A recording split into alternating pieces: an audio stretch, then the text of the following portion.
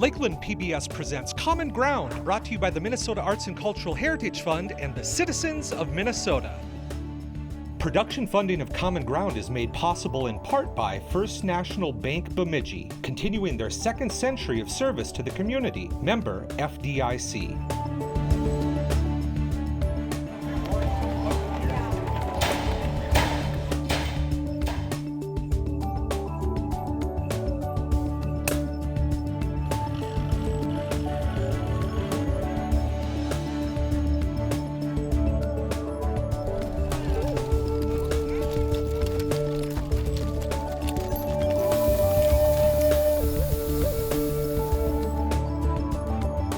Welcome to Common Ground. I'm producer-director Scott Knudsen. In this episode, producer-director Randy Cadwell takes us for a hike to meet the people and places of the North Country Trail.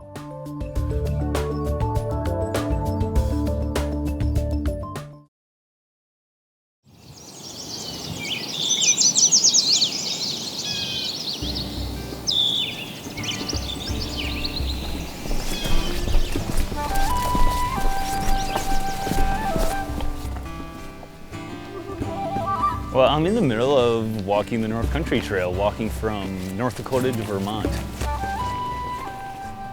This is the first time I've done this trail. I've done sections of this trail, such as like the Superior Hiking Trail. I've done parts of the Border Route Trail, but I've never through hiked any of it. This section of the North Country Trail in Minnesota has been absolutely pure heaven, absolutely. I mean, the pine trees, the lakes, the loons calling, it's been absolutely pure bliss.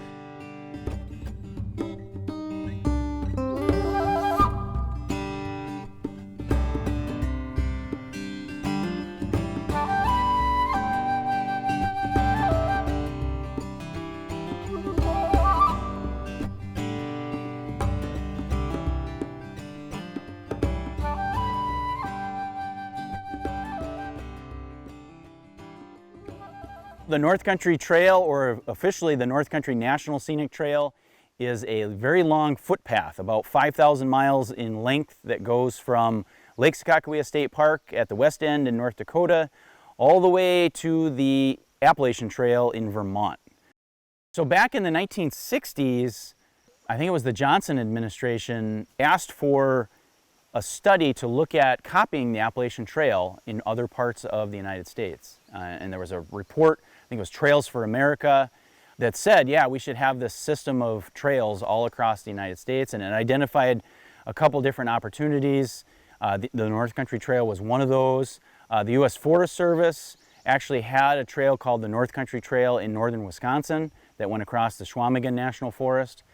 And they had the idea of connecting all of their national forests and the national grassland in North Dakota across the northern tier of the United States. And so kind of the combination of those two things led to this idea of the North Country Trail. And then it was 1980 when Congress officially created it. And then in 1982, the North Country Trail Association, the nonprofit that's really trying to build and maintain this trail through a network of volunteers, was formed. And ever since then, we've been, out here working hard. And really what we've accomplished is pretty amazing. I mean, 3,000 miles of trail plus in 40 years without a lot of funding, without a lot of support from the federal government. It's been really amazing. And it's still a work in progress. We've got over 3,100 miles of trail on the ground, so footpath that you can get out and walk. And then the rest of it is road walks that pieces those off-road trail sections together. The North Country Trail enters Minnesota at Fort Abercrombie, which is right on the other side, on the North Dakota side, so it crosses the Red River. And then originally it was supposed to go south down to Wahpeton and then cross back into Minnesota at Breckenridge, and that was all going to be on abandoned railroad grades. Those opportunities are gone. The railroad abandoned those, and it reverted back to the private landowners. So instead, from Abercrombie, the trail goes east over to Rothsay, and then from Rothsay it goes down to Fergus Falls. Fantastic trail, has some great hiking through prairie opportunities, and it also goes right through downtown Fergus Falls. We call that the urban loop, and there aren't a lot of cities that have the urban loop in them. My name is Galen Mathieson, and I'm with the Minnesota Waters and Prairie chapter of the North Country Trail. This is 1 Mile Lake Prairie.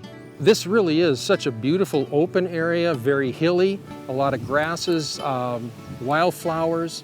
You see little ponds here and there, you see ducks. So it's just a sense of being right out on the open prairie. You get the nice breezes going, the wind. It's almost like watching waves as the wind makes its way through the grasses. It's beautiful to watch. You can get up on some of these hills and some beautiful overlook of the city. And we've really enjoyed watching people make use of these trails. You know, to see families out on these trails is so rewarding.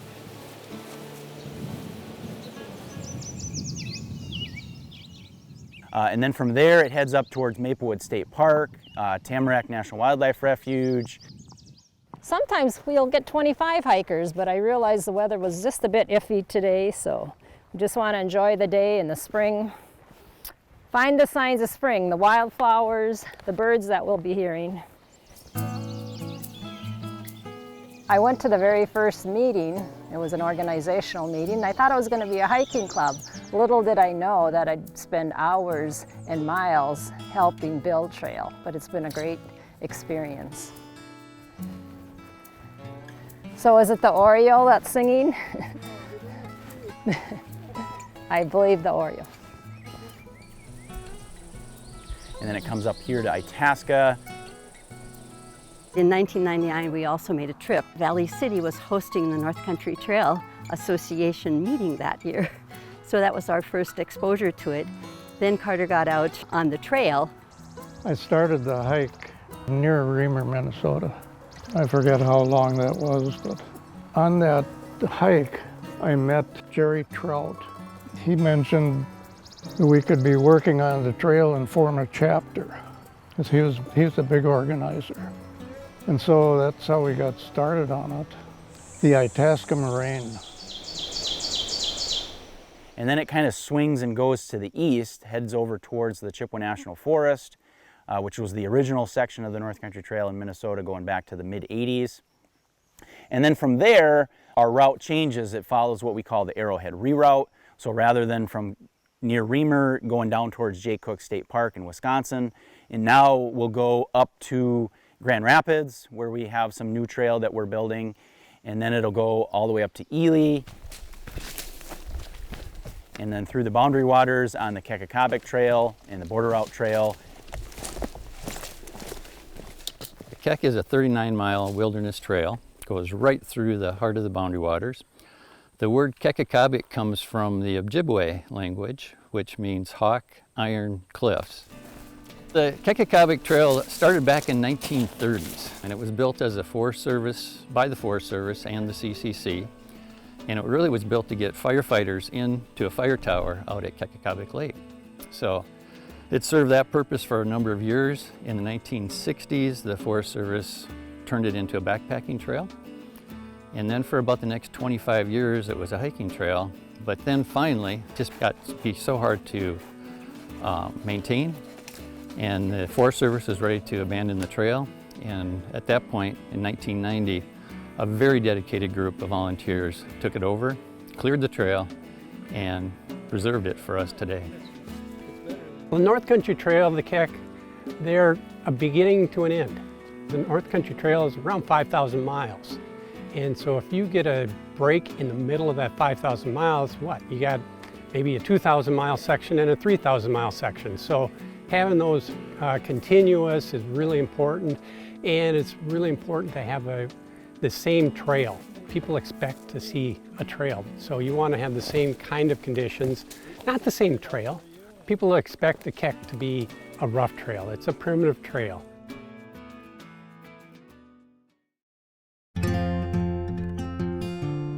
The Border Route Trail is 65 miles long. It's a hiking trail that spans from the 270-degree overlook of the Superior Hiking Trail.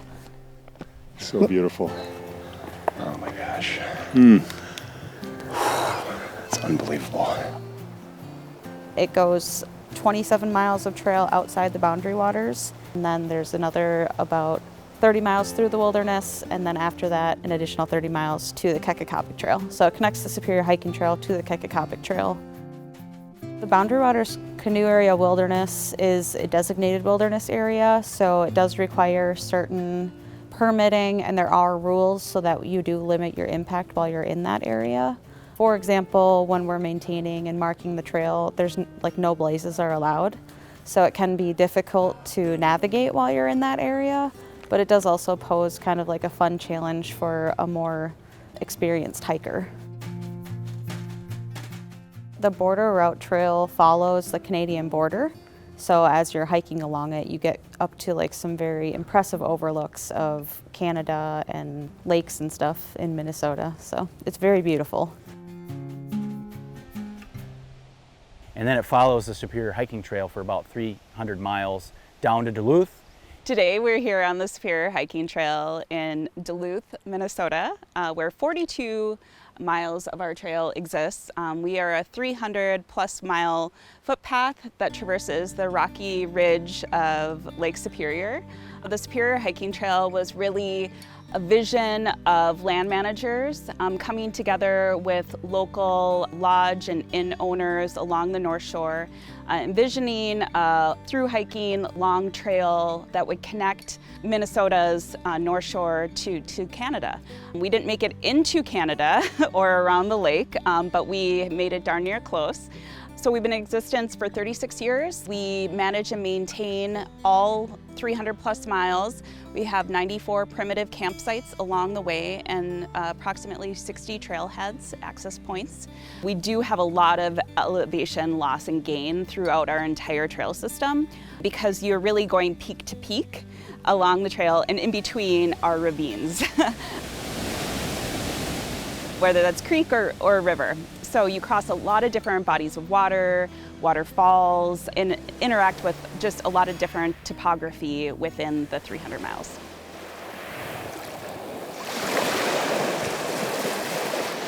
It does make kind of a grand circle through northern Minnesota, and people say, well, why does it go so far out of the way? The tip of the arrowhead is a long ways from, the Chippewa National Forest, but it's got some of the best scenery in all of Minnesota, and that's what our trail is about, is taking people to the best places for them to have superb outdoor recreation experiences. That's what the National Trail System Act calls for. We don't want this trail to just be the easiest or the quickest or maybe the most boring way to get across the landscape. We want to have the best experience. And hiking through the boundary waters and then hiking down the North Shore is definitely that way. That's the case here in Minnesota. That's how we maximize the experience on the North Country Trail. If it all looks the same, people are going to go, yeah, that's a nice trail. I don't know if I need to hike that again. But if people are wondering, I wonder what's around that next corner, it's going to keep them coming out there. And so when we're building the trail and laying it out, we try to maximize that variety because that's going to provide that great experience. This trail really exists because land management partners and private landowners, state forests, national forests, county forests, they all recognize that this trail is a good thing for citizens. If they don't have to do a lot of work, if they can provide the land for the trail to go on, and then our volunteers will do the work and we'll fundraise and we'll come up with the money, it's a perfect combination because we help them accomplish their mission by providing public recreation at no cost to them. So we're very supportive of all the land management partners and the private landowners who host the trail because without them, we'd be walking roads. So we have some plans that show where we want the trail to go, and we maximize public land as much as possible. But when you get south of Highway 34 heading down towards Maplewood and Fergus Falls and then certainly across the Red River Valley, there's very little public land. And so we're dependent on private landowners seeing the value of this trail and being willing to entertain the idea of the trail crossing their land. We're asking them, could we put the trail somewhere on your land? And we recognize that, they're doing stuff with their land, and so we can't go wherever we think the best place for the trail is. It's kind of that partnership, a lot of give and take. We'll ask the landowner, where can we be on your land that isn't going to impact what you're doing? By allowing the public to use their land, as long as they don't charge admission, they're covered. They're not going to be held liable if somebody's injured while recreating on their private land. We would love the public to know that hikers are not going to damage anything. The trail itself is not very intrusive, so we'd love for more private landowners to join with us so we could get off these long road walks. When we make a new trail, we have like an 18-inch wide tread width that we try to dig up. And then we have a 4-foot wide clearing, 8 feet tall. I believe that's a National Park Service standard. So this is Side Hill Trail. We kind of, build it into the side slope, and it's very sustainable. Like any water that comes rushing down the hillside should just drain right across the trail. And if it does intercept the trail, we have little drains like this. The water will come down, run down the trail, and then hopefully run off the trail. And the whole idea with building a hiking trail is keep the hikers on the trail, keep the water off. So that is the way that the trail is going to be as sustainable as possible, and it's going to minimize the impact. Volunteers with their local group, they have responsibility for a section of the trail, and they figure out how they can build and maintain, promote, and protect that section of the trail, and then they hand it off to the next chapter, further to the east or further to the west. And we work with those chapters, and when I say we, the staff of the North Country Trail Association and the National Park Service, we try to support their work, through training, through grants, through coordination with land management partners, a lot of that bureaucracy kind of stuff. Simply put, without our volunteers, the trail would not exist. They figured out where the trail should go, they cleared it, they built it, they maintain it, they promote it, they get out there and lead guided hikes on the trail to introduce new people to the trail. Our volunteers are amazing. It's people who say, I've really done a lot of hiking in my life, I want to give back, and so they get involved with the North Country Trail Association. Maybe they adopt a section of their trail that they maintain on their own, or maybe they join the chapter's trail crew, which goes out maybe every Wednesday to work on a section of the trail. It's my favorite part of this job, this type of work. We work in beautiful places, but we get to work with amazing people. For many years, I just assumed, the government did it, or federal employees, or whatever. And so it's been real eye-opening for me to know that so much of this is done by volunteers. The trail is, I say, highly orchestrated and then also part magic. The magic is really the volunteers and the community behind the trail. I grew up hiking on the North Country Trail without even knowing it. Then I realized that it was this whole humongous National Scenic Trail that's the longest National Scenic Trail, and how big of a deal it is and how cool it is and how gorgeous it is. And then I just wanted to be more involved, and so I joined the Star of the North chapter because that's my local chapter, and did some trail maintenance with them, and it was just so fun. And I don't know, just hike it, build it, love it. Isn't that the quote, the motto of the trail? Hike it, build it, love it. So doing that. Folks feel a commitment to land stewardship after being on the trail, realize the importance of public lands and why we must preserve them for the next generation. We're out here clearing trees off the trail for people so they don't have to climb over them when they're hiking, but also because we'll come through in say the middle of or end of June, first part of July, and we'll start mowing the trails. I do a lot of maintenance on the Keck. Go out every spring and remove trees, a lot of brush. So I love to do the scouting trips, hike as quick as you can, and just count the number of trees and figure out where we're going to be working this next May. We try to clear in May and be off the trail before the bugs really get out. There are 27 miles of trail outside the boundary waters, and the Border Route Trail Association tries to clear those every year through what we call mechanized trips. So you can use tools like chainsaws, powered weed whips, and powered brush cutters.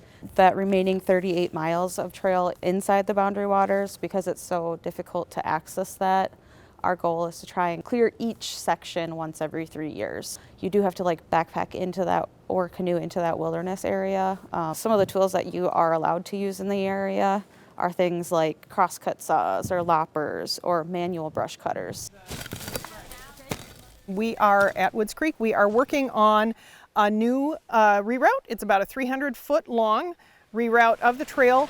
We're moving the trail away from a place where it's falling into the creek. The thing about trail work is that it is never ending. Trails are by nature, in nature, and dependent on nature. When nature changes something for us, then we have to make sure that we make the most sustainable trail possible.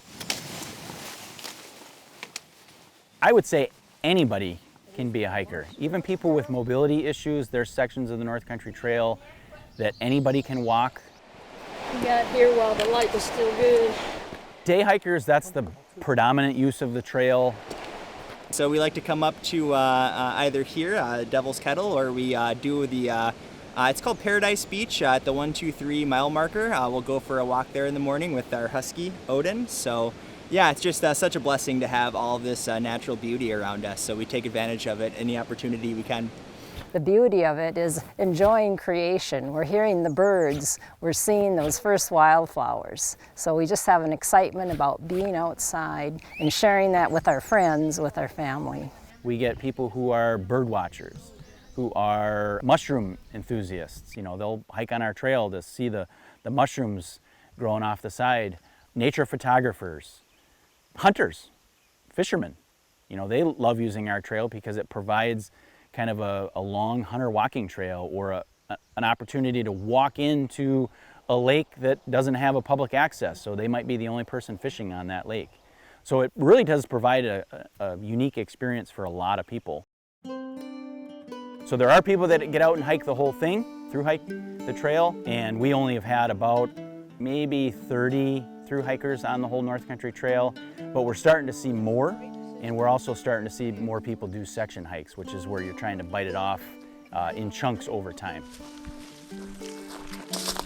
I'm Joan Young. I have a long association with this trail. I discovered it in 1988 and started hiking.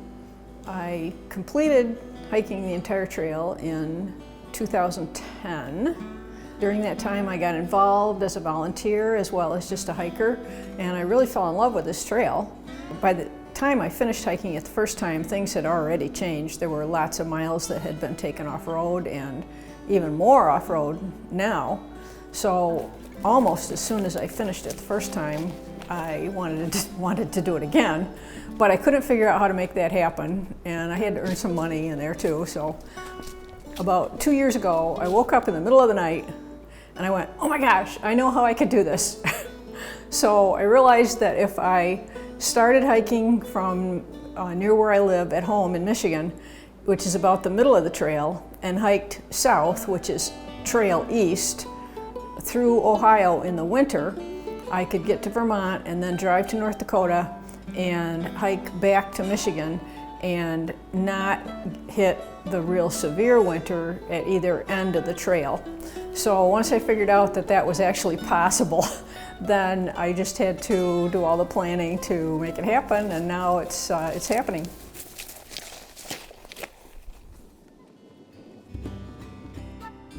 I started at Lake Sakakawea State Park in South Dakota, or North Dakota, on March 24th.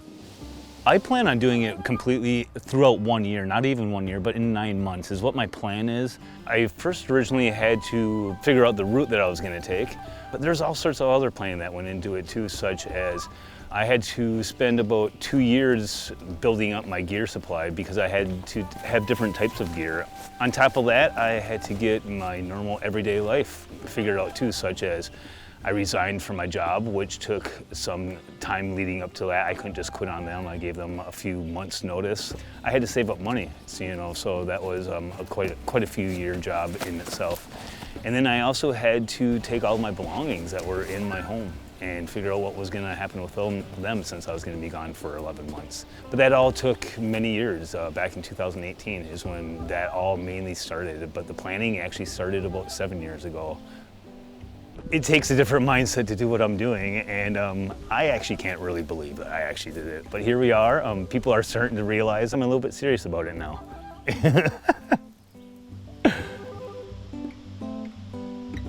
Of this trail is a legacy for future generations, and more people get out and enjoy it now. Hopefully some of them will be involved and will help us finish that legacy. It's a place for us to stop, reflect on ourselves and our lives, connect with our family and friends. I see it as a contribution to just maintaining nature or keeping a natural place as best as we can. We want to finish this trail so that it's 5,000 miles from Vermont to North Dakota, and it's going to take a lot more people getting involved to help. You know, private landowners allowing the trail on their land, but also more volunteers, you know, getting out and making the trail happen through their blood, sweat, and tears.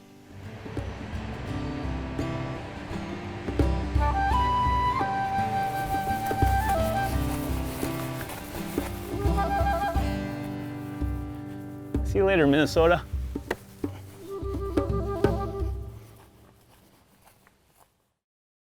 Thanks for watching. Join us again next time on Common Ground. If you have an idea for Common Ground in north central Minnesota, email us at legacy@lptv.org or call 218-333-3014. To watch Common Ground online, visit lptv.org and click local shows.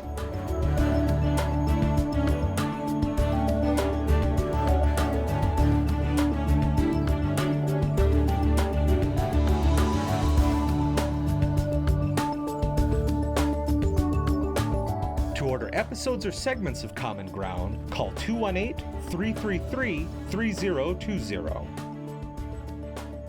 Production funding of Common Ground was made possible in part by First National Bank Bemidji, continuing their second century of service to the community. Member FDIC.